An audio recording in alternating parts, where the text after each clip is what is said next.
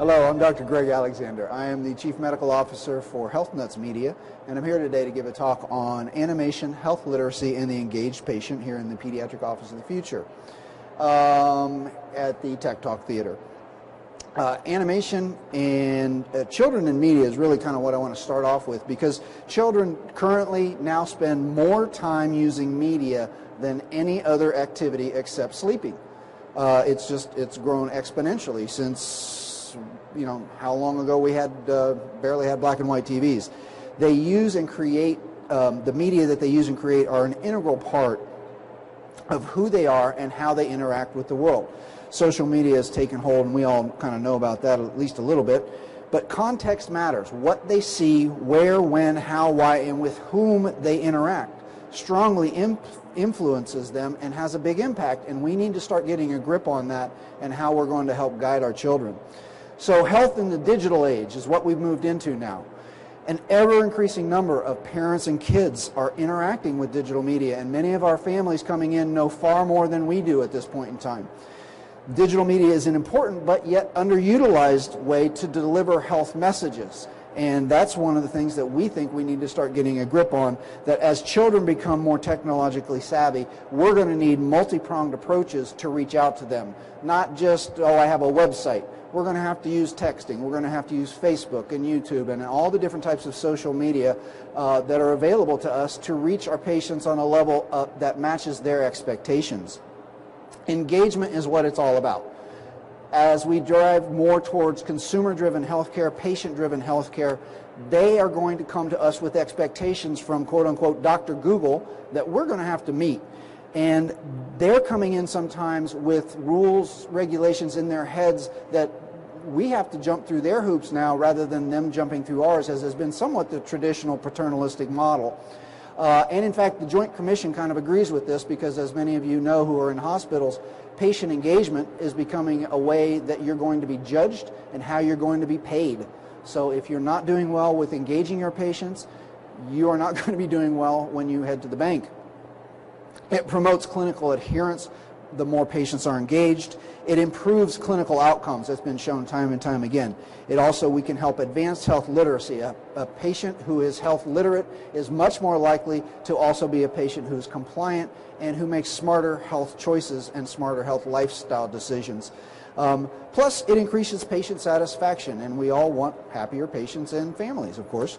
There are some common barriers to communication, though, that we have to overcome, and some great studies have been done. This one, we've got a kind of a busy banner here on the iPad, busy table from Pediatrics back in 2009. Some of the common barriers to communication include limited time. I think we all know that one. That's probably the biggest reported as moderate to significant barrier to educating our patients. We just don't have time. Plus, exponential growth of health education and health information. I think last I heard was it's doubling every 3 years, the amount of health information that there is, the health knowledge that we have.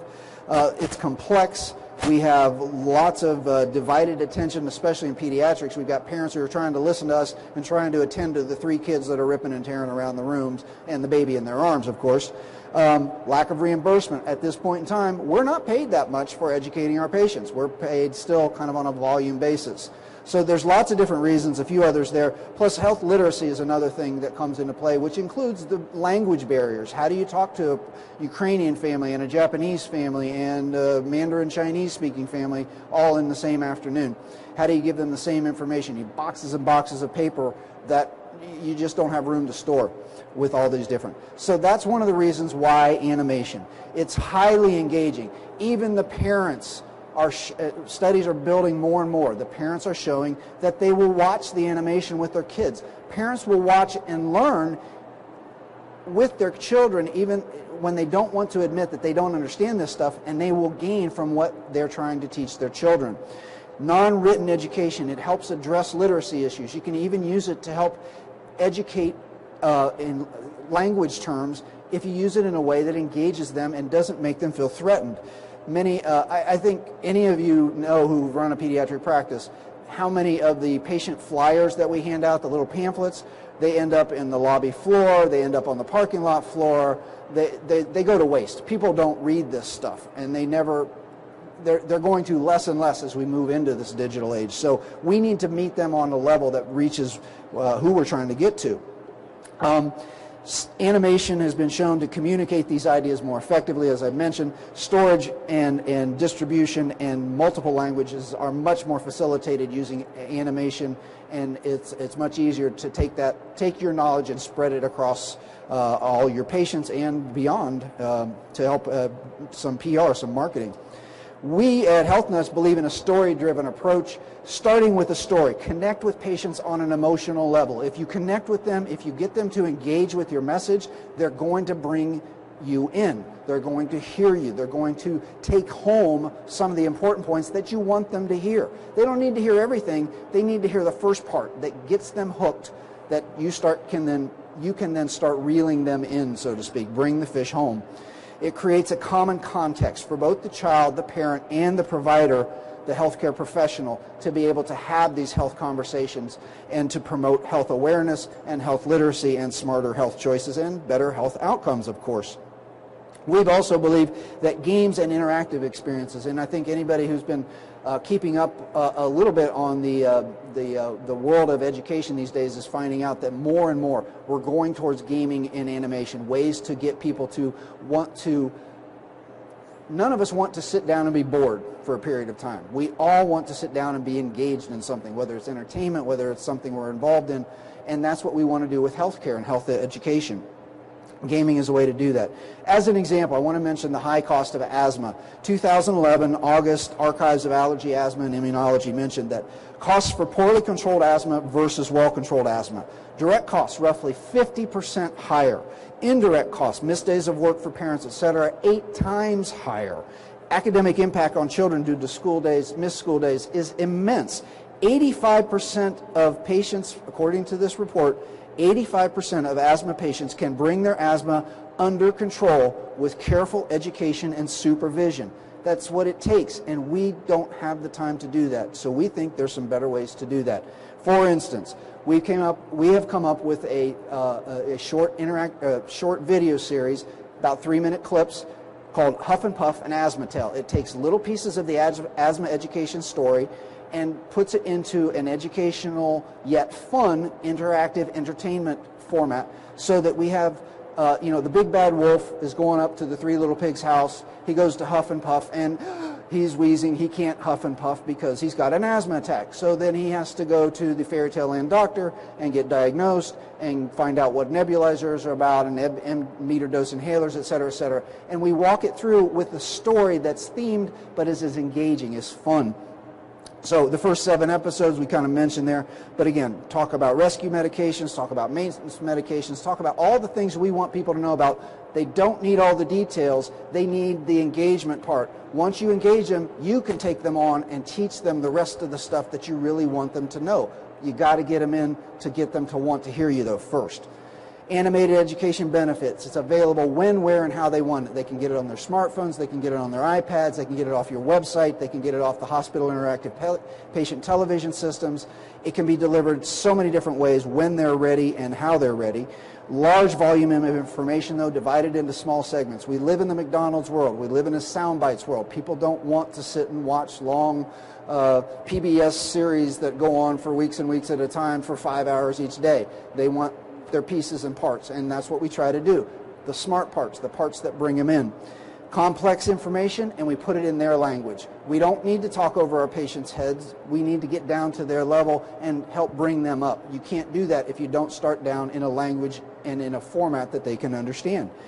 And it encourages repetition. If it's fun, if it's engaging, and especially if it's in a game format, they want to come back, they want to keep doing it, and as you know, repetition drives the points home, and you get the educational gains that you seek.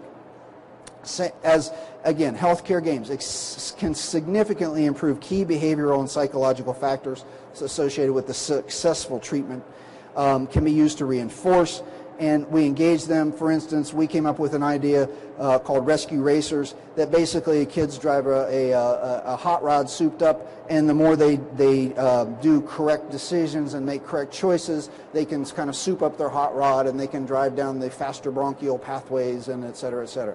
But it's a way to have some fun while we give them the tools that we want them to have in order to take care of their asthma. Watch, train, play. It's kind of a working model that we discuss, using non-written communication to engage them on an emotional level as they watch, train them using reinforcement, interactive, and adding new information slowly but surely, building on what you start with, and playing, doing rewards, leaderboards, unlocking levels to reward their engagement.